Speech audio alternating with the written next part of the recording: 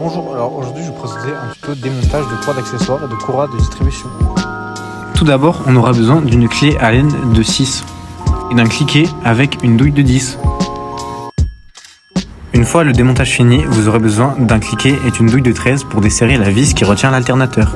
Ensuite, vous aurez besoin d'une clé à 6 pans mâles de 6. Une fois cela terminé, vous pouvez voir que la courroie est détendue.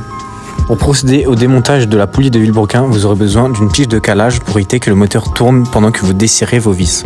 A l'aide d'un cliquet et d'une douille de 13, vous pourrez desserrer les vis de la poulie de vilebrequin.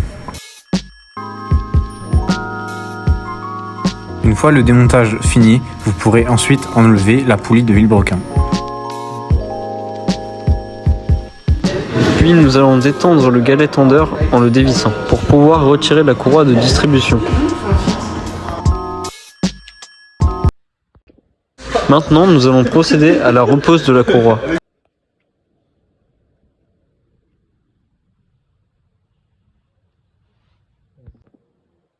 Pour retendre la courroie avec le galet tendeur, nous allons utiliser un outil fait maison qui va faire contrepoids pour mettre la courroie à la bonne tension.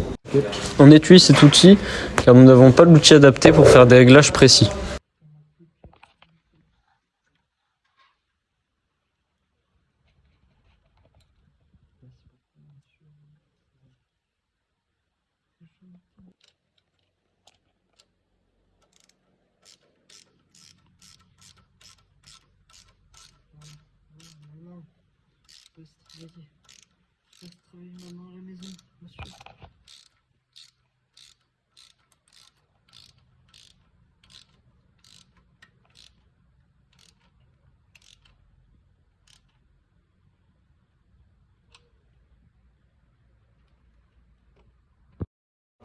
Petite parenthèse qu'on avait oublié lors du démontage de la courroie, il faut marquer une dent pour placer un repère, pour ne pas décaler le moteur et mal mettre la courroie.